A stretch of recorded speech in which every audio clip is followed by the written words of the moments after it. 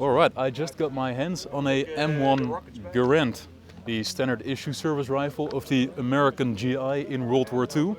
And it was quite a weapon, of course. The defining characteristic which set it apart from most service rifles of the time was that it was a self-loader. So there is no bolt action like its predecessor, the Springfield 1903 would have. You had an internal magazine with a clip of 8 rounds that you would load in it. And from then on you could fire all those 8 rounds as quickly as you could pull the trigger, with the weapon cycling them for you. Let's start with the ergonomics. As you can see, it's not a huge rifle. Of course, it was replaced by the, not replaced, but it was supplemented by the M1 carbine as a lighter personal defense weapon.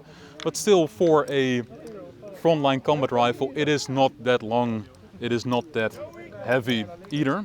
In terms of ergonomics, you can just shoulder it quite easily, really not that big. The sight is a small hole with then a 3-prong front sight at the end. Of course, the rear sight can be adjusted for the elevation, I believe windage as well. Fires a full power rifle cartridge, so the range is quite excellent. But the real defining feature is the self-loading action. So pulling back the bolt, you see the internal magazine where you would load a 8-round clip into it.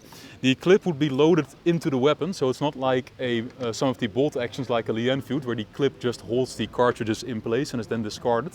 In the Garand, the entire clip is loaded, it's part of the magazine in a way. And of course, once it's empty, it is then ejected with the iconic sound out of the top, signaling to the operator that it's time to reload again. Now there is of course the infamous Garand Thumb, which I may now inflict upon myself.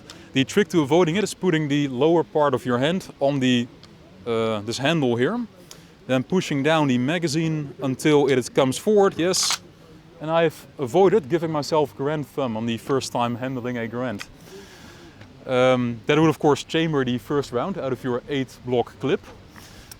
Safety is located... Okay, the safety is this little guy right here. You can pull down and it would now be on... Now it's unsafe. It has been unsafe all this time. Of course, pushing the safety with your finger on the trigger, you can push it forward.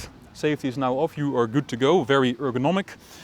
Then loading it, you would have your cartridge belt with your 8-round clips. Pull back the bolt, grab your cartridge belt, put the lower side of your hand on the handle here. Cartridges in here, then push them down.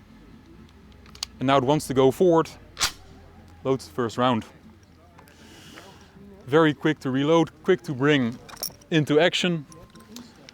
Excellent service rifle, especially compared to the bolt actions, which still dominated in most armies of the time. Very nice piece of kit.